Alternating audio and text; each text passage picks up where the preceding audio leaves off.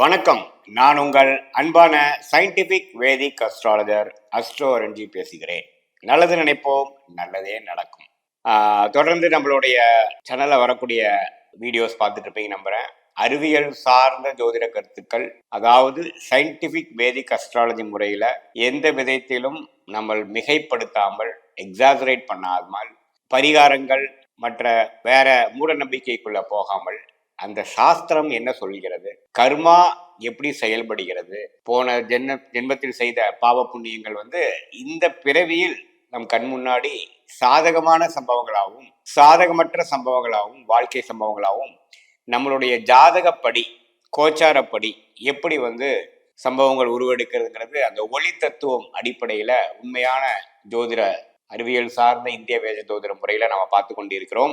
அந்த வகையில இந்த வீடியோல மார்ச் மாதம் 2025 மேஷ ராசிக்காரர்களுக்கு எத்தகைய ஒரு பலாபலன்கள் நிறைந்ததாக இருக்கிறதுங்கிறது பார்க்கறதுக்கு முன்னாடி ஃபர்ஸ்ட் டைம் நம்ம சேனலுக்கு வரவங்க மறக்காம சப்ஸ்கிரைப் பண்ணுங்க. ஸோ தட் தொடர்ந்து நம்மளுடைய வீடியோஸ்ல உங்களை அடையும்.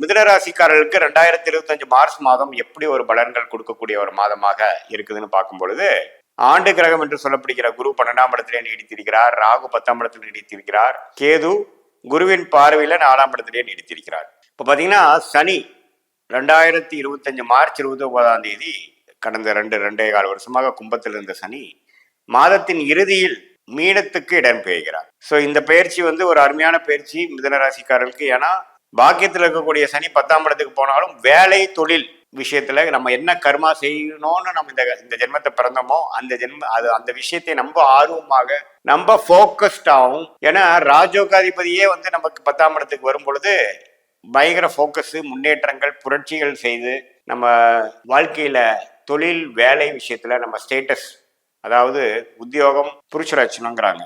உத்தியோகம் ஒரு மனிதனுக்கு பார்த்தீங்கன்னா ரொம்ப முக்கியம். அதே மாதிரி வேலை தொழில் எதாக இருந்தாலும் அதில் அதிகமாக ஃபோக்கஸ் பண்ணி ஜெயிக்கக்கூடிய அமைப்புகள் அடுத்த 2 வருஷத்துக்கு வருது. சனி 10ஆம் இடத்துக்கு மிதுன ராசிக்கு வரதுனால அதுக்கு வேணுங்கிற ஆரம்பகட்ட பிளாட்ஃபார்மை, அடிப்படை விஷயத்தை கொடுக்கக்கூடிய ஒரு மாதமாக மார்ச் மாதம் 2024 மிதுன ராசிக்காரர்களுக்கு இருக்க போகுதுங்கிறது நீங்க தெரிஞ்சுக்கணும். ஏன்னா சனி 10ஆம் இடத்துக்கு மாதத்தின் கடைசியில இடம் பெறுகிறார். இப்ப மாத கிரகமாகிய சூரியனே பாத்தீங்கன்னா 9ஆம் இடத்துல கும்பத்துல 14ஆம் தேதி வரைக்கும் இருந்து 15 மார்ச் அப்படிங்கிற செகண்ட் ஹாஃப்ல பாத்தீங்கன்னா அவரும் 10ஆம் இடத்துக்கு போய் வேலை தொழில ஒரு பெரிய மாற்றத்தையும் ஒரு பெரிய ஒரு விஷயத்தை கொண்டு வரக்கூடிய அமைப்புகள் கொடுக்கிறார். ஒரு நுணுக்கத்தை, எந்த விஷயங்கள் நீங்க கடந்த 2 வருஷமாக நீங்க எந்த துறையில நீங்க வேலை செஞ்சுட்டு இருக்கீங்களோ, எந்த விஷயத்துல நீங்க தொழில் பண்ணிட்டு இருக்கிறீங்களோ அதுல சில புரட்சிகளும் சில ரிஸ்க் எடுத்து முன்னேற்றத்தை நோக்கி செய்து இந்த 2 வருஷத்துல சாதிக்கக்கூடிய விஷயத்துக்கு வேணுங்கிற ஆரம்ப கட்ட விஷயங்கள் எல்லாமே அமைச்சுக்கிறது, ஐடியா ஃபார்ம் பண்றது, கம்பெனி ஃபார்ம் பண்றது, சில விஷயங்களை முடிவு எடுக்கிறது, அது எல்லாமே நடக்கக்கூடிய ஒரு மாதமாக மார்ச் மாதம் 2025 குறிப்பாக செகண்ட் ஹாஃப் வருதுங்க. புதன் லக்னாதிபதி புதனே நீச்சமா 10ஆம் இடத்துக்கு போனாலும் சுக்கிரனோட சேர்த்து நீச்ச பங்கம் ஆகிறார். அதுவும் அருமையான விஷயம். மைண்ட் ஃபுல்லா தொழில் வேலை ஜெயிக்கக்கூடிய அமைப்புகளே தான் மைண்ட் இருக்கு.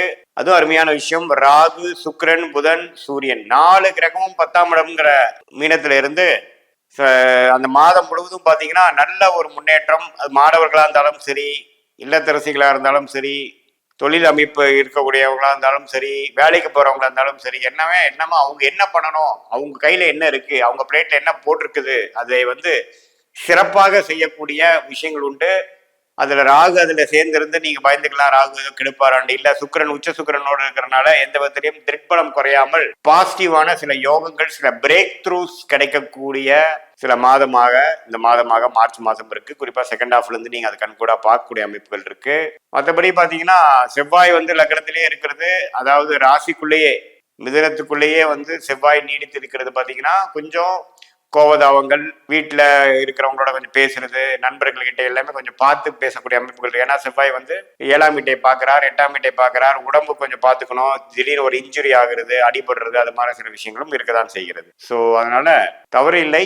எல்லாமே கிரக அமைப்புகள்லாம் மிதுன ராசிக்காரர்களுக்கு எல்லாம் ஒன்று கூடி ஓரளவுக்கு உயர்வை நோக்கி அடுத்த 2 இயர்ஸ்க்கு வேணுங்கிற மாற்றத்தை கொடுக்கக்கூடிய ஒரு அற்புதமான ஒரு விஷயத்துக்கு ஒரு அருமையான பிரில்லியண்டான ஒரு ஐடியாஸு, மைண்ட் செட்டு, அதுக்கு வேணுங்கிற ஒரு கட்டமைப்பு ஃபார்ம் பண்ணக்கூடிய அமைப்புகள் எல்லாமே இருக்கு. அது குரு 12ஆம் இடத்துல இருந்து விரயத்து, இன்வெஸ்ட்மெண்ட் அது மாதிரி விஷயத்தையும் கொடுக்குறார். அவர் மே மாதம் தான் பயிற்சி ஆகிறார். ஸோ இடம் சார்ந்த விஷயங்கள், வீடு சார்ந்த விஷயங்கள், கொஞ்சம் ஒரு லிக்விடேட் பண்ணி ஒரு அமௌண்ட் வாங்கி எடுத்து பிசினஸ்ல போடுறது, லோன் அப்டேட் பண்றது, லோன் டாப் அப் பண்றது, அது மாதிரி விஷயங்கள் பண்ணி அபிவிருத்தி பண்றதுங்கிற மாதிரி பல இம்ப்ரூவ்மெண்ட் நோக்கி, எக்ஸ்பான்ஷன் நோக்கி போகக்கூடிய ஒரு அமைப்பு நன்றாக இருக்கிறது. இது வாழ்க்கையில மாற்றக்கூடிய கேம் சேஞ்சர் என்று சொல்லக்கூடிய ஒரு அமைப்புக்கு வேணுங்கிற ஒரு ஆரம்ப கட்ட கட்டமைப்பு அமைக்கக்கூடிய அமைப்பும் மிதுன ராசிக்காரர்களுக்கு.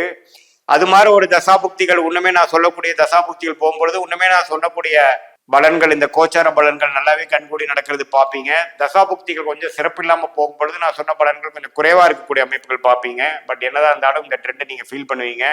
அதே சமயத்துல உங்களுடைய ஜென்ம ஜாதகம் எப்படி இருக்கு, லக்னாதிபதி எப்படி இருக்கிறாரெல்லாம் வச்சு பார்க்கும்பொழுது தான் துல்லியமான பலன்களை சொல்லலாம் முடியாதையே. இது ஒரு பொதுவான பலன்களுக்கு நீங்க எடுத்துக்கணும். இப்போ நான் சொன்ன அமைப்புகள் தசாபுக்தியில் சிறப்பா இருக்கும் பொழுது நம்ம சொன்ன பலன்கள் உண்மையே தூக்கலாக நீங்க இருக்கக்கூடிய அமைப்புகள் நீங்க பார்க்கக்கூடிய அமைப்புகள் இருக்கு. அதுக்கப்புறம் பாத்தீங்கன்னா ஏப்ரல் மேல ராகு கேது பயிற்சி, குரு பயிற்சி எல்லாம் ஓரளவுக்கு சாதகமான பயிற்சிகளா தான் மிதுன ராசிக்கு இருக்கிறாங்க. அதுக்கு வேணுங்கிற நல்லாவே ஒரு பிளசன்ட் சர்ப்ரைசஸ், ஒரு ஃபவுண்டேஷனை கொடுக்கக்கூடிய மாதமாக மார்ச் மாதம் இருக்குது நம்ம தெரிஞ்சுக்கணும்.